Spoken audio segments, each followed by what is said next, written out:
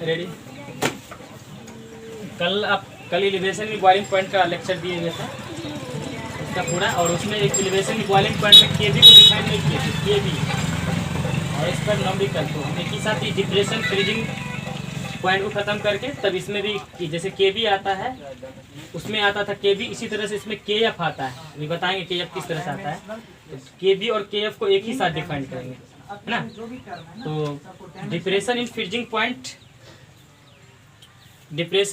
Point जो है इसको डिफाइन करते हैं बढ़िया से।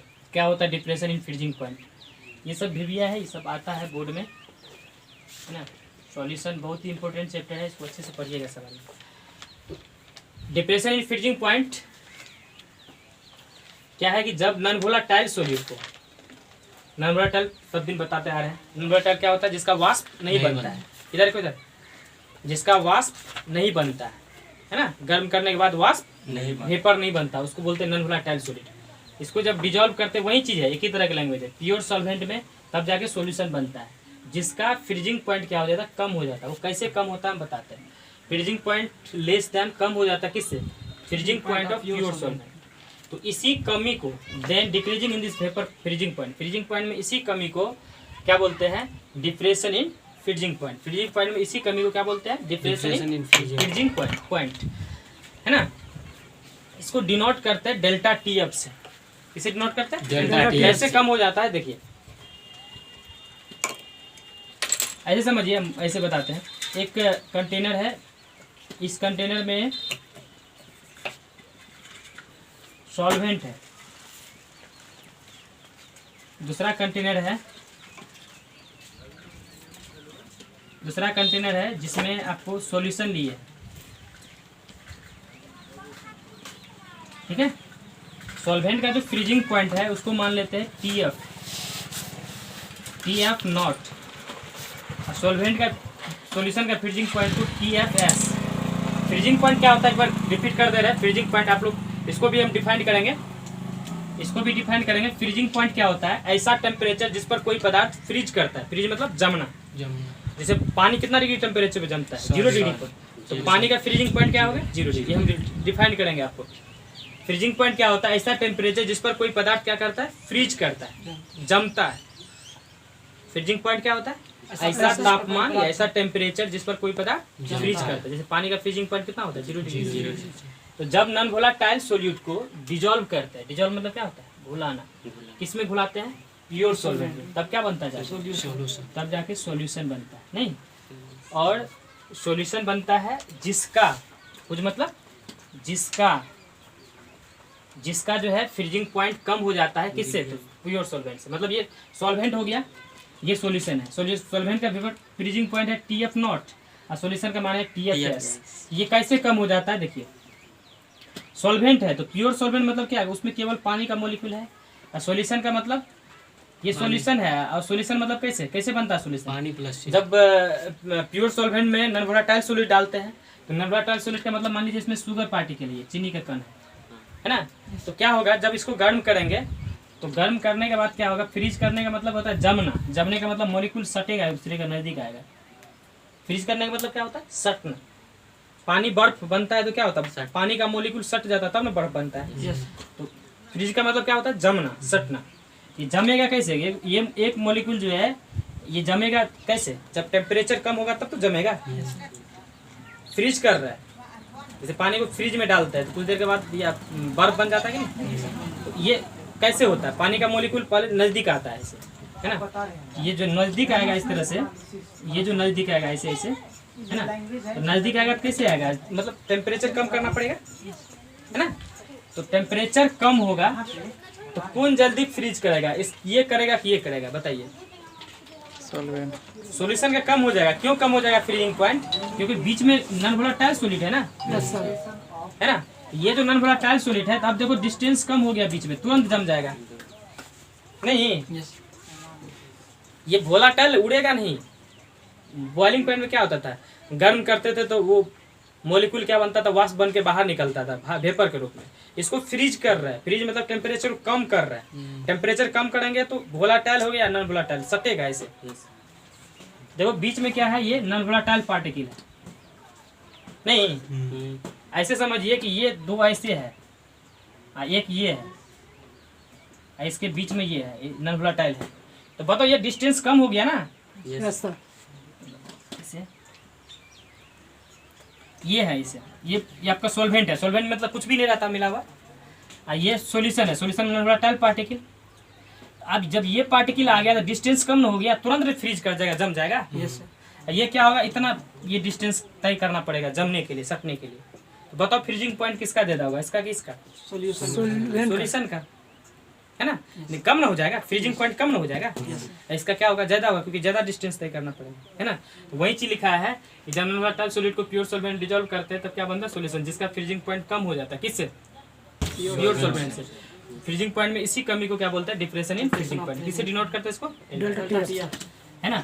तो ये जो कमी होगा, जो कमी होगा, इसी कमी को, है ना, देखिए, तो डेल्टा टी एफ जो निकालेंगे यहाँ पे, तो फाइनल माइनस इनिशियल, फाइनल क्या हो गया, सॉल्यूशन ना, T F S minus T F not, ठीक है। तो ये टी एफ एस क्या होगा, सॉल्यूशन का बॉइलिंग फ्रीजिंग पॉइंट क्या होगा, कम की ज्यादा? ये कम ना हो जाएगा। क्यों कम होगा, नॉन वोलेटाइल है, ये कम होगा, मतलब टी एफ एस कम है, ये ज्यादा है। सॉल्वेंट का क्या है बोलो, ज्यादा, मतलब किसका फ्रीजिंग पॉइंट ज्यादा होगा, टी एफ एस का कि टी एफ नॉट का? टी एफ नॉट का फ्रीजिंग पॉइंट ज्यादा होगा, किससे? T F S. ये आपका ज्यादा है, ये कम है। हम कम में से ज्यादा घटाएंगे तो हमेशा नेगेटिव में आएगा। मान लो हम ये एक 2 है, एक 4 है, यदि हम 4 में से 2 घटाएंगे तो पॉजिटिव, यदि 2 में से 4 घटाएंगे तो क्या होगा, नेगेटिव। मतलब कम में से, हमेशा कम में से ज्यादा घटाएंगे तो नेगेटिव आएगा। तो ये सॉल्यूशन का कम है, इसका ज्यादा है, तो कम में से ज्यादा घटाएंगे तो क्या होगा, ऑलवेज नेगेटिव। नहीं, डेल्टा टी एफ क्या होगा बोलो, नेगेटिव। जैसे बॉइलिंग पॉइंट का हमेशा पॉजिटिव होगा, डेल्टा टी बी जो है पॉजिटिव होता है। कल बताते हैं एलिवेशन बॉइलिंग पॉइंट हमेशा पॉजिटिव होगा। क्यों? क्योंकि डेल्टा टी बी आपका हो गया एलिवेशन बॉइलिंग पॉइंट ज्यादा माइनस कम। डेल्टा टी बी में क्या सॉल्यूशन का ज्यादा होता था ना, तो सॉल्यूशन का ज्यादा, इसमें क्या है, सॉल्यूशन का कम है, तो कम में से ज्यादा जाएगा क्या होगा, हमेशा निगेटिव। तो याद रखिएगा delta T F always, delta T F is always negative, हमेशा निगेटिव होगा। क्या होगा, निगेटिव, ठीक है। जी। तो according to Raoult's law, Raoult's के नियम के अनुसार, इधर देखें, डिप्रेशन इन फ्रीजिंग पॉइंट, मतलब डेल्टा टी एफ जो है डायरेक्टली दो तरह का प्रोपोर्शनल होता है। यदि एक्स और वाई के बीच में डायरेक्टली लगाएंगे तो ऐसे पढ़ेंगे, x is directly proportional to y. यदि इनवर्सली प्रोपोर्शनल करेंगे तो एक्स इस तरह से, x is inversely proportional to y. ये हो गया डायरेक्टली, ये हो गया इनवर्सली। तो according to Raoult's law depression in freezing point is directly proportional to molality. Directly proportional to क्या बोलो, मोलालिटी। मतलब डेल्टा टी एफ जो है डायरेक्टली प्रोपोर्शनल, प्रोपोर्शनलिटी साइन को हटाएंगे क्या आएगा, के एफ गुना एम, नहीं के एफ गुना M. Delta T F proportionality sign को हटाएंगे तो यहाँ पे कांस्टेंट आएगा, याद रखिए। प्रोपोर्शनलिटी साइन को हटाएंगे तो के, यहाँ पे के एफ इसीलिए लगा रहे हैं क्योंकि फ्रीजिंग पॉइंट है, जहाँ पर वेयर लिख देते हैं, के एफ का मतलब होता है depression in freezing point constant, depression in freezing point constant. इसको क्रायोस्कोपिक भी कहते हैं, क्रायोस्कोपिक, कॉपिक, ठीक है। इसका यूनिट भी निकाल लीजिए, ठीक रहेगा। यूनिट जो होता है के एफ का, यूनिट ऑफ के एफ, क्योंकि के एफ जब निकालेंगे यहाँ से, के एफ बराबर क्या होगा, डेल्टा टी एफ बटे एम। या एक बार इसको हम आगे इसका डिफाइन करेंगे तो उसी में लिख देंगे।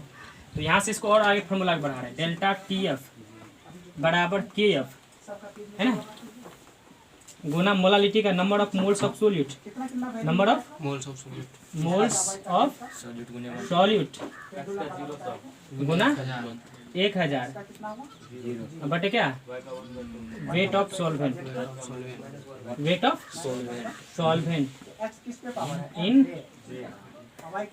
ठीक है। ये इस तरह से होता है।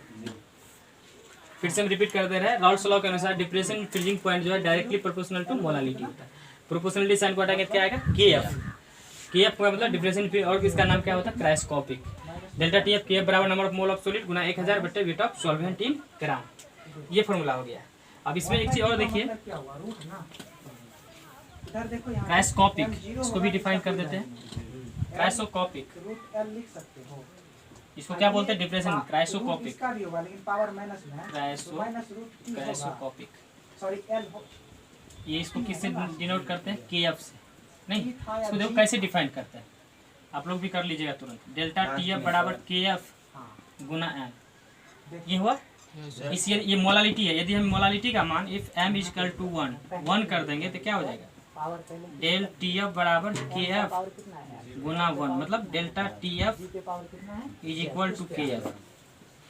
ठीक है, एक चीज और ये हो गया जी जी। इसको हम डिफाइन करेंगे। यदि मोलालिटी का मान 1 कर देंगे, मोलालिटी 1 कर देंगे तो के एफ किसके बराबर होगा डेल्टा टी एफ के बराबर नहीं। इफ मोलालिटी इज एम का मतलब क्या है मोलालिटी, लिखा दिए गए एम का मतलब मोलालिटी।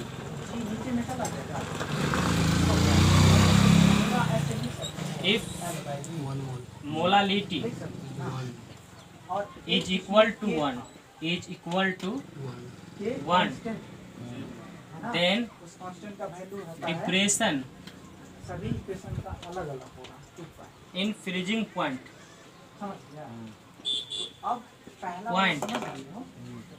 is called cryoscopic. इसको किससे डिनोट करते हैं, इट इज डिनोटेड बाय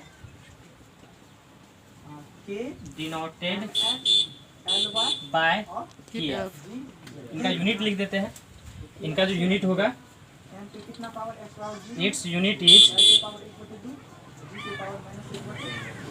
इसका यूनिट क्या होगा यदि हम KF निकालेंगे, KF निकालेंगे क्या हो जाएगा यहाँ से KF यदि निकालेंगे टर्म और यदि यहाँ से KF फॉर्मूला निकालेंगे KF बराबर क्या होगा डेल TF बटे एम। यहाँ से यूनिट क्या होगा डेल्टा TF मतलब टेम्परेचर डेल टी का यूनिट क्या हो गया टेम्परेचर है तो केल्विन। मोलालिटी का यूनिट क्या होता है मोल पर केजी, नहीं इसका यूनिट इज केल्विन है ना केजी। ये हो जाएगा मोल, मोलालिटी क्या होता है केजी पर मोल, नहीं केल्विन मोल पर केजी, ये इसका यूनिट हो गया डेल्टा टी एफ। ठीक है, फिर से रिपीट कर दे रहे हैं। रॉल्स लॉ के अनुसार depression in freezing point directly proportional क्या हो जाता है मोलालिटी। प्रोपोर्शनलिटी साइन रहेगा केएफ का मतलब क्या depression in freezing point constant. इसका और क्या नाम होता है क्रायोस्कोपिक। ये फॉर्मूला हो गया molality number of mole of solid गुना 1000। बता देखिए केएफ निकालेंगे डेल्टा टीएफ बटे एम। इसका यूनिट क्या हो गया it's unit is kelvin mole पर केजी है ना। क्रायोस्कोपिक क्या होता है इस molality is equal to 1 then depression in freezing point is called cryoscopic है ना। मोलालिटी का मान 1 कर देंगे डेल्टा टीएफ या एम का मान एन तो डेल्टा टीएफ बराबर क्या, ठीक है। या इसको हम ऐसे भी लिख सकते हैं एक लाइन और के एफ बराबर ये कब होगा जब मोलालिटी का मान 1 कर देंगे मोल पर केजी। यहाँ पे सॉरी यहाँ पे केल्विन होगा केजी मोल पर केजी होता है। मोल तो पर केजी ऊपर चल जाएगा केल्विन केजी पर मोल।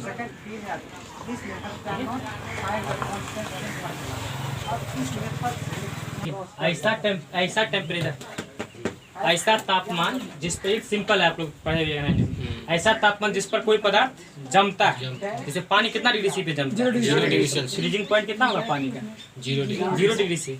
जिस टेम्परेचर पे कोई पदार्थ फ्रीज करता है, फ्रीज मतलब जमता है, उस टेम्परेचर क्या बोलेंगे बोलो फ्रीजिंग पॉइंट। जैसे पानी ऐसा यूनिट क्या होता है केल्विन। टेम्परेचर है तो टेम्परेचर का यूनिट क्या होगा kelvin. Freezing point of water कितना होता है 0 डिग्री। वही एक डिफिनेशन और भी ऐसे भी लिख सकते हैं फ्रीजिंग पॉइंट का। ये ऐसा टेम्परेचर जिस पर जो है किसी पदार्थ का है ना, जिस पर किसी पदार्थ का, क्योंकि लिक्विड से सॉलिड बनता है ना, लिक्विड से सॉलिड।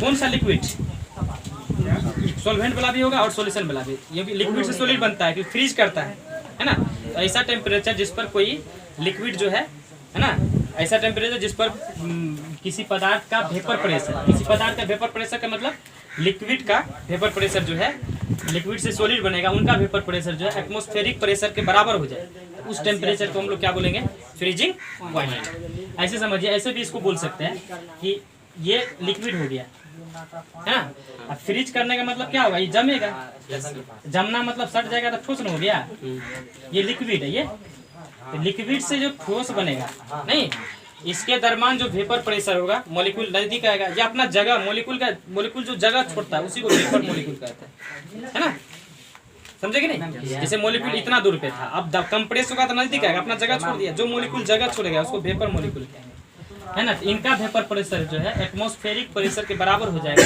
उस टेम्परेचर को क्या बोलेंगे हम लोग, फ्रीजिंग पॉइंट। या ऐसे याद रखिए, ऐसा टेम्परेचर जिस पर कोई पदार्थ फ्रीज करता है, फ्रीज मतलब क्या होता है, जमना, है ना। टेम्परेचर है, यूनिट क्या होगा, kelvin. Freezing point of water कितना है, 0 डिग्री सी।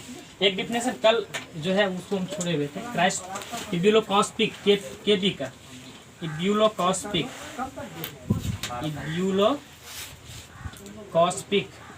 ये केबी इसको बोलते हैं, केबी यही सेम डिफिनेशन है। क्या बताए थे, डेल्टा टीबी बराबर केबी या गुना एम, है ना, ये इब्यूलोकॉस्पिक है। तो ये कैसे, मतलब ये केबी कैसे डेल्टा टीबी के बराबर हो जाएगा, यदि एम का मान क्या कर देंगे 1, एम का मान 1 कर देंगे तो डेल्टा टीबी बराबर केबी या गुना 1, मतलब डेल्टा टीबी बराबर क्या हो गया, केबी। सेम डिफिनेशन है, क्या लैंग्वेज में लिखेंगे, if molality is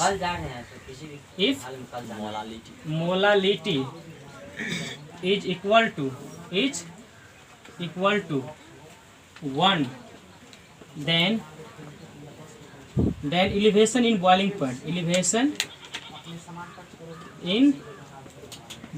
point, is called इब्यूलोकॉस्पिक।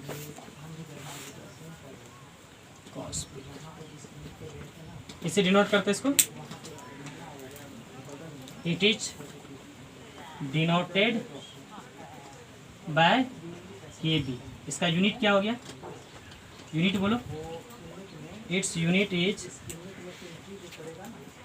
Is क्या, केल्विन केजी पर मोल, ठीक है।